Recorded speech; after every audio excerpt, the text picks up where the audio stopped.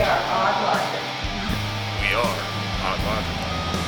We are Odd Logic.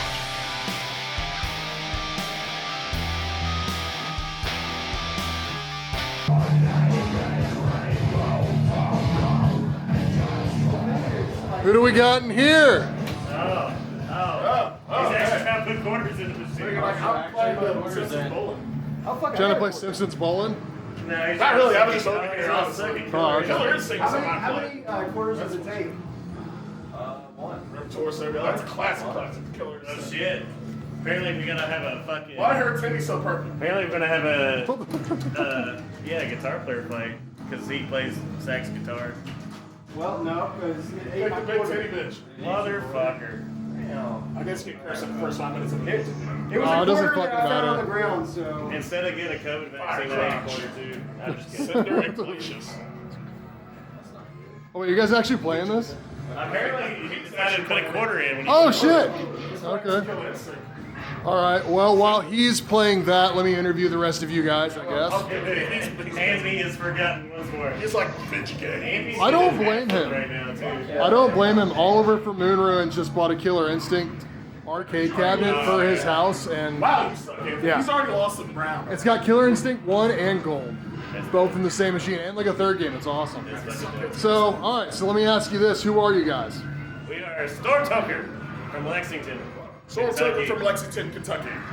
We are Stormtoker from... Blind, From yonder. Paris, France. Paris, Kentucky. France. France. Un, deux, trois. I used to live in Paris, Paris, Kentucky, not Paris, France. You're like France. You guys fucked me up for a You're second. like county neighbors from me then. That's well, yeah, that was year. That was like 2011. That was like 2011. And how did you? We could have been best friends, Tyler. I mean, we can be best friends now. But you're so far away. And I just want to rub you. Yeah. you can always just DM me. We'll get him in You can always just DM me. I'll send, It goes down in the I'll DMs. send them unsolicited kitty pics. Oh my god. All right. So, how did Stormtoker get your start? What was the thing that got you guys together? How did Well, all this come together? So I'll say that's actually that guy. He lost in time to actually be part of the I'll say, interview. how'd Stormtoker start? Our thrash metal band broke up, and What was the name of your thrash metal band? Theories of the Apocalypse. Right, It Brian. was breaking up. Brian, Break it up. Brian Omer was just talking about that actually in the other side. Brian Omer's Stonecutters. Hell yeah. He was talking about how awesome you guys were. Yeah. Thank you. High praise coming from Thank the you, Stonecutters, Steve, man. over But anyway, we were all getting old. From Brian Cutter. Some people wanted to go a different way with their lives and start families and all that shit. Yeah. Families. Me and him wanted to keep trucking along doing band stuff, so You and that's David? Kinda Yeah. where we started. Well, not at first, but he got me there. Yeah, and then I knew him, Dante from. I have a name, yes. I don't know, I just Some Drummer. Only some drummers. He knows drummer from other things. But I knew him from a band called Zen Highway. My punk band, them goddamn bangs, played a bunch with his band. And I was like, hey, this dude looks like he likes metal. And so I was talking to him one night. And I was Dante like, hey, definitely gives that I look off. like I can get off metal. I'm wearing my Gojira shirt here. Yeah, you give off the metal vibe. My camo shorts. The camo shorts, yeah. That's a Kentucky thing, You Dante. know, my That's- trash looking motherfucker here. Yeah. To be fair, that's yes. Yes, it is. I'm only a fifth white. Only a fifth of white trash. So yeah, a couple Facebook messages and the band was started. And we actually had the I'll talking say the person. conversation was outside of the Green Lantern. Yes, on New Year's Eve, 2017, we had that conversation. Oddly specific. And then we all remember that. we jammed New Year's Day, didn't we? I think it was like a week later, maybe. I Jammed think for it the was first New Year's time. Day. They're a bunch of fucking wank pheasants. They don't remember Well, shit. sometime They have in Alzheimer's. January, we jammed for the first time. But yeah, so 2017. We jammed. fucking jammed for the first time and Played our first show June 2018. Nice. Because our bands weren't quite dead yet, but played a few more shows with our bands, and then we could put the old bands. Hell yeah! And what was the big influence? I mean, was there like a band that specifically stuck out to you guys that made you want to do this, Black or? Sabbath. Yeah, that's a big one. I would have never fucking guessed Yeah, that no, one. but We didn't really have any set rules. First song I heard by you guys was fucking Electric Funeral when I walked into Tap Room. It was the last song, and I was like, play Electric Funeral again. And then Anthony looks over at me and he goes, you want to fucking sing it? And I was like, shit. That's what we call that, But- my friend. I mean, I earned that. So, the, yeah. the beauty of the band is there's a very vast, let's say vast array of influences that. We like stuff all across like the metal and rock spectrum. Because like David likes a lot of like the new wave of American heavy metal plus a lot of classic metal stuff. Yeah. Anthony likes folk country and southern rock and Folk country. folk and country. Dante, Some other shit. Dante acts like a music reviewer sometimes. Yeah. He don't know his genres. I like all sorts of stuff, but I'm the only one that really likes core shit. Hey, Metalcore, hey, deathcore, what- hardcore. What Yeah. band did you say sound like Allman Brothers? It sounds nothing like Allman Brothers. I don't even remember that. It's some Swedish rock band that I don't know what Allman Brothers really sounds like. But I like. You sing one song about trains, and all of a sudden you're the Allman Brothers. But no, the beauty of this dynamic is we bring in every fucking influence we can, and we added this dude who has a fucking wide array of influences himself, and What's his name? we're just gonna keep growing the. He doesn't have one yet. He only joined the band recently. The interviewer has not asked him any questions. Oh shit! I got you a little beer This nibble. dude's more legendary than we are. Yeah. Yeah, right. I don't know about that. Before I was even in bands, I saw this guy play. Nice. I saw you as a teenager. Nice. Yeah, when I was 18, my very first local show I went to in Nicholasville, Kentucky at Loki Skate Shop, this guy, his old band, the Middle Fork, was playing a show. Pretty sure I was there The too. metal He might have fork. been there as well. And that was the first local show. I wasn't even in the band yet. I barely picked up drums yet at the time. He's a better Oh, bass shit. player than I am too. I don't know about That was in 2008. This is Travis Taylor, and Hey. he's very bashful while we're giving him all these compliments. Well, I mean, it's up until I'm asked a question that I can engage with the camera. He only speaks when spoken to. That's mine. Tyler, you got any questions for the new guy? I sure do, but we're getting there. See, I'm Okay. trying to make sure that I cover the past and then we're heading toward the See, there future. you go. Okay. He has a method. He has a Then method. shut the fuck up, Travis. You're the future. We're talking about the past right now. Okay, sorry, fuck. Talk about shit that doesn't matter So anymore. every band that has heavy guitar in existence is our influence. Pretty much. Hell yeah, that's fucking Sum awesome. it up. Very What fucking about like Godsmack? Allison James. You know, it's funny, a lot of people shit talk Godsmack, but I saw a band, actually, You and Dante, You Dante. do Godsmack at karaoke in Thomas Hugh and people think you're a super fan. I You are stand alone inside. Look at that Stand expression. alone, stand alone. He just sang Godsmack more passionately than any fucking man I've The ever reason heard. why, Slap back in the day. the reason why I threw this in there and I said his name is because you and I went and saw Dying Fetus last Yes. year, and Vitriol opened, and something that fucked me up a little bit was their rhythm guitar player. I didn't see him do any lead, so I assume he's a rhythm guitar player. I never see this, but I saw him wearing a Godsmack shirt during a fucking like brutal death metal whatever see that set. often. Yeah, and it was always like, okay, that's actually, I think that's pretty cool One that of he's my open-minded first enough to band like shirts that. was actually a Godsmack hand-me-down shirt. You're talking shit. Well, I mean, I was 9, Dante. I've never owned a Godsmack shirt. That's. I didn't own it. I got it from my sister. You My can't- first band shirt though was my first Sorry, band shirt was I like a brought punk mine. shirt though. I was like, my sister's 6 years older than me, and I was impressionable. Fuck off. So you guys have put out a few records now. Tell me about the process of. You don't have to get like super in detail about it, but like, what was it like going in and recording like your first EP? What you guys are on Stormtoker, 2 or 3 now? Well, Toke 1, Toke 2, and then the Mother Tree. Yes. Which Right, okay. Could be, 3.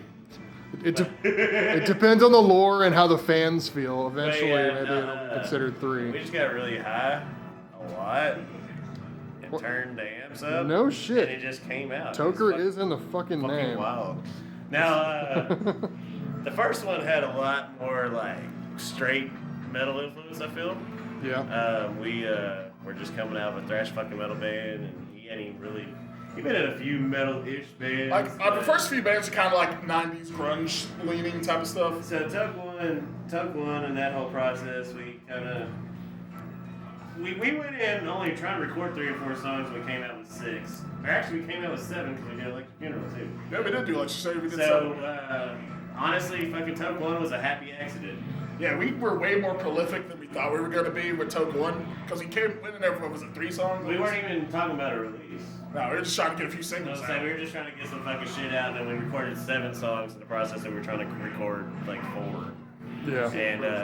And that's the wizardry of Jason Groves helping us along too. But yeah, man, like I said, the first album had a lot more metal edge, like just straight metal edge, like a lot of '90s alt vibes too. It had a lot of that alternative And, metal vibe too, a lot of that first record. I mean, Toke 1's pretty beloved by the people that got with us early. How's our fan We favorite song? have to Killdozer? play. We have to play shit off of Toke 1 for like ever, and it sucks. Pretty much. Is Killdozer on Toke 1? Killdozer on Toke 1, and then you and Tusk, up until like literally like the past 2 shows, we played every show that we've ever played. So I recognize a lot of that set. I've listened to these albums and they're great. yeah. But I've also seen you guys several times now. So. And then Toke 2, we got kind of derailed by COVID. We were trying to fucking. Tell me about it. Let's say we had a tour that was gonna go. We released Toke 2 in September of 2019. And after the release, like, we were ramping up to, like, make 2020 a real big year. We had, like, tour planned going down towards Texas. We had, like, shows in Mississippi planned. And before any of that could happen, COVID put the kibosh on all of that. As well as it did everybody. It really did fuck a lot of people over, but I don't think, it's so funny that it happened after Catholic Decapitation released Death Atlas and Bring Back the Plague. It was a premonition. What kind of fucking timing, like holy I mean, shit. Travis Ryan is a modern day prophet, by God. Absolutely, he's a prophet of loss. That's my favorite extreme metal band. I was gonna go to college for by the way. Same, I think they're absolutely incredible. They've only gotten better with each Catholic release. Decapitation, as far as extreme metal goes, is just another fucking stratosphere. I agree. So we've talked about the albums in the process of recording the first one. We don't have to get into the details of the other ones, but if you have Well, anything you want to the throw Mother in. Tree, just for reference, Absolutely, I'd like to hear about the Mother Tree. I don't know, man. It took a while. We got an opportunity to do a couple of music videos. We split, like, that was the first album that we split the sessions up into. Yeah. We bought a lot of new gear for the second half of it. So, like, there's 2 different dynamics on the record, on top of just a lot of different songwriting, just isms, I would say. Mm-hmm. I would say it's our most diverse release. I mean, because it's got everything from thrash to, like, funky, fucking clutchy riffs. I mean, we got an instrumental that goes fucking full, like, metalcore into psychedelic shit. Yeah. It's fucking sick. Reborn in Rapture's a 9-minute just doom epic. So yeah, I mean, we're all over the fucking yard, and like I said, that's kind of always been the goal, is just not have a lot of rules on songwriting and expand and expand and expand.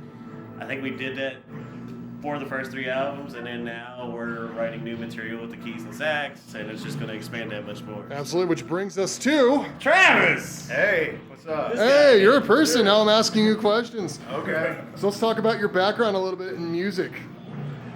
Whatever you want to cover. So we've got Missile Command. Oh my we've God. got Simpsons. I should have Oh, chose you my mean- words more wisely. Oh, not talking about that. Man band. has jokes. No, this motherfucker over here said you're a legend, so that's kind of what I want to know about. I said it. Oh, this motherfucker said you're a legend. Well, Not this but he is- motherfucker. Or this motherfucker. He's one of my favorite bass This players who motherfucker. likes the music scene from yesteryear, so. And Absolutely. now he's playing keys and sax with me, and I have to be a better bass player now, so. Absolutely. Now you're held responsible for what you're doing It's on that about goddamn time stage. somebody did. Absolutely. I've been faking it for far too long. So, had a band for a while called the Middle Fork. Very cool. I played bass, as David said, and sang as the best of my abilities. Sometimes I screamed. Sometimes I played keyboard. Sometimes I hit play on a sequencer. Pretty cool. And we were a 3-piece, and the way that I just always described that band was like weird, heavy, weird, like a lot of Super weird, but phenomenal. what Mr. Bungle and mindless self-indulgence. I was with my self-indulgence comparison. Yeah. Man. We'll keep that name. I wish I might edit that out because they got shit canned recently. Anyway. Primus. But we'll talk about Mr. Bungle because that's one of my. Sad, but also not surprising. Yep. Faith No More is one of my favorite bands of all time. So hearing somebody else say Mr. Bungle is a big deal. So that's awesome. Yeah. So yeah, man, like that band kind of came to its logical conclusion, and I've since then been playing in a reggae band, keys and sax, Very cool. and then like these dudes, like David just like posted on the Facebooks, asking, we're already like pondering about adding a musician to the group, and Which we've done multiple times. And it was. yeah. I got a lot of responses the second time around. The first time around, I was like, man, nobody wants Built to play up with enough us. of a And the reputation. second time, there we had like fucking 20 comments on that motherfucker, and you're the one. And I was like, Yeah. And I mean, like, I left it open ended too. yeah, and like, initially, like, they were, like, I think expecting keyboards, and then, like, I brought in my saxophone. Because, the other, I guess you'd say, big influence on me, just in terms of saxophone, would be Morphine. Like, are you hip to Morphine? Should be. Check them out. Like, His veins. I just recently heard about Morphine. they through my were a music three-piece. exploration. The singer, he died on stage. Holy, Damn. was it Yeah. for Morphine? It was years of excessive abuse of everything, I should say. But they were a cool band. Like, it was a drummer, saxophone player, and the singer who also played bass. He had a 2-string bass with a slide. Super cool fucking band. Guitars. Yeah, seriously. Two-string bass and the slide. It was, dude. Have you not heard Morphine? I mean, I've It's on heard your them. cover now. Actually, no. Somebody else showed me them, but it's been a while. Anyways, like that in terms of saxophone, like Morphine, and then like Moon Hooch is another like influence, and really, but ultimately, I've been wanting to do this with my saxophone for years. Like, I mean, really, like when I started the Middle Fork, my initial goal was to have like a guitarless band, like Yeah. like combine clutch with Morphine and then a little bit of soul coughing. And- Very cool. Yeah. Very, very cool. Round in circles, round and Yeah, round in yeah, circles. Taking our asses back to Cartoon Network. What the fuck is up, Denny's? So, but like Middle Fork kind of like morphed into its own thing, and then finally I got to join up with these guys, and I can like kind of use the vision that I initially had for saxophone. Just basically, saxophone is another guitar. That's the goal. Yeah, I mean That's my goal in this band. that comes across perfectly when I was watching you guys tonight. That it adds another layer to things, but it does mimic. It takes the place of a guitar without actually replacing the guitar. It Yeah. adds another layer to Stormtoker's sound. But it's like the thing I kept saying is that like the saxophone lays right in a sweet spot between the bass and the guitar. And it Absolutely. doesn't sound like another guitar. Like it's not just a fucking rhythm guitar. Yeah. Like I said, it sits in this like special zone that I don't think a lot of bands cover. I really want to get some shit recorded. Like, hear how it actually like sounds. And more tunes. Because honestly, the newest song that we played tonight, like I'm so fucking high on. I think it might be. It might be the new like. That was very Floyd. Huh? That was very fucking Floyd. Oh yeah. You say Floyd? Yes. Oh, cool. Very Floyd. I'll take it. 'Cause- We could do Money. Yeah, we could. That'd be a killer cover for you guys if you want to do There's that. saxophone in Money. But yeah. But there's no money in saxophone. So yeah, but no, that's been the most exciting thing, and then plus with the keys, and like I said, the keys and sax, there's just a whole different dynamic of songwriting we're able to explore now. And like I said, as I said earlier, just the diversity. Like I said, we just love. I just say I love guitar music. Period. Like if there's a guitar doing something, I can usually dig something about it. And I like guitar music without guitar. Like if I Likes can, bass guitar music.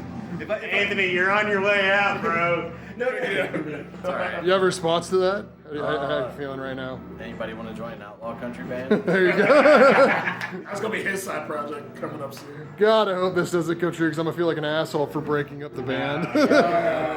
Me and Anthony been married far too long.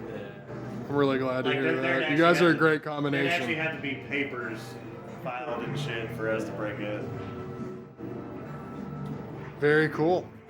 Well, I guess with that, what's the future look like for Stormtoker? What do you guys got coming up? You got shows, you got a tour, you got. Our next show is happening March 18th in Jarfly. Jarfly in Somerset, Kentucky. And then we have And then the tour. And then we have a tour with Athens, Georgia death metal band Guillotine AD, which is going from March 23rd to 27th, going through the Carolinas and ending back here in Louisville, Kentucky for Metal Monday at Highlands Taproom. Very cool. And what's the date of that again? March 27th. Monday. March 27th. That one. You know what's funny is we're talking about this tour, but I don't know when this episode will actually be out. It may actually be out after these tour dates have happened. Well, we have a bunch of other shows. We have like a whole scheduled shows currently going all the way through July. Very cool. Where we got like. We should plug Holler of Doom. I was about to do that. We have Oh our- shit! Yeah, that's true. I forgot you guys have your own music festival. Yes, we have our own music festival we host called Holler of Doom. Which is hosted in Marydale, Kentucky, outside of London, Kentucky. That is happening July. What is that? July 17th, 18th? July. We are going to figure out. It is in mid to late July, which I'm going to find that out really swiftly. Late July is a banger song by Shaking Graves, just in case somebody was curious. That is good because we are pulling that up right now with the Stormtoker show schedule that I got here. Holler Doom is happening July 14th and 15th. Very cool. Marydale, Kentucky. Very cool. And after that, we'll be playing a very special festival which we can't announce yet because it's not been announced. It's a big festival. We just can't announce it. It's in Ohio. It's happening in Ohio. It deals with There our might be some genre. doom. Just gonna go ahead and say, There just might be some stoned. that's cool. Just don't say anything else so you guys don't get kicked off the festival for talking. Oh, We're gonna- what was They're that? on the Stonapalooza? the bands are booking it are on It's basically Holler, dude, Stoner so they're Palooza not- in Ohio. Stonapalooza, That's very all I'm saying. cool. All right. Well, with that being said, we know where you've come. We know where you're going. I care a lot. As a personal note, I love you guys. I'm glad I got to see you tonight. I thought tonight's performance at Losers 812 was absolutely stellar. It reminded me why I'm a fan, why I bought that t-shirt that's actually featured in my profile picture, even though you can't really see it because it's kind of, my shirt's buttoned Just up. know it's there. But I'm going to ask for one favor. If you guys can back up a little bit against these arcade machines, I want you to say one thing for me, if you can, unanimously. Let me make sure you guys are in focus. Wait, what was it? VR. Well, I was just going to say it on camera, but give me 1 second. Let me make sure this is in focus because it's a little dark in here. All right, here we go. So, on three, if you guys can, just say, we are our logic. 1, 2, 3. We are on Logic. Thank you guys very much. Shit. Thank you guys very much for the interview today. I really appreciate it. I love you guys. If you're watching this, please make sure to follow them on all their various social media platforms. I'll have links down in the doobly-doo underneath this video. Make sure you buy their merch. They've got how many albums out? 3? 3. Tres. Tres. Well, they're working on number 4. And Holler of Doom, they're going to have information coming out about that, about the lineup and everything else. Just keep an eye out on all that. The flyer's out. Oh, the flyer is out. I apologize. I will also include a link There's to. a Holler Dude Facebook page. So that's it. Just There look you up go. Holler Doom on Facebook, you'll find it. Absolutely. Thank you guys for the interview. Have a great night.